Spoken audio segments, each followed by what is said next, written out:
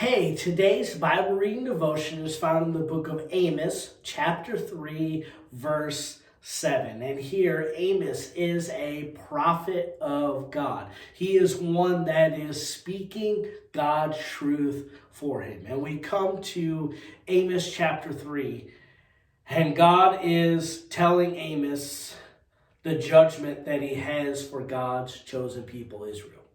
And Amos is proclaiming this judgment. Amos is taking this to the people because Israel, at this time, they thought, well, because we're God's chosen people, we can do whatever we want to do. Doesn't that sound familiar sometimes? Yet God was not pleased. And God used Amos to go and to speak this judgment to his people. Well, we come here to verse 7 in Amos chapter 3. And this is an interesting verse because this verse says that God reveals himself to his servants, the prophets. That he doesn't just do something out of a whim, out of not revealing himself to his people. And I find this verse highly fascinating because God truly does speak to his people. God truly does speak through his people. And God reveals himself to his servants. See, I think too often, not necessarily in the church, but too often people in this world think that God is just playing hide and seek, that God is far off, that God is not really invested in humans. And yet, God, time and time again, reminds us that he speaks. And he speaks to us.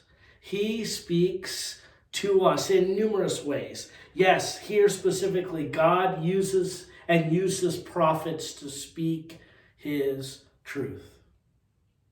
God uses his prophets to speak to his people who were disobedient. But God also reveals himself through his word.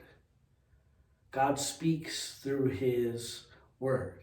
God speaks through other people in letting them know what to say, how to communicate his word. God is not playing hide and seek. In fact, God is readily available. And Amos chapter 7 is a great reminder to us that surely the Lord doesn't have this secret counsel all by himself, but he reveals himself through here specifically his prophets, those who chose to proclaim his words to his people. And God still today speaks to us.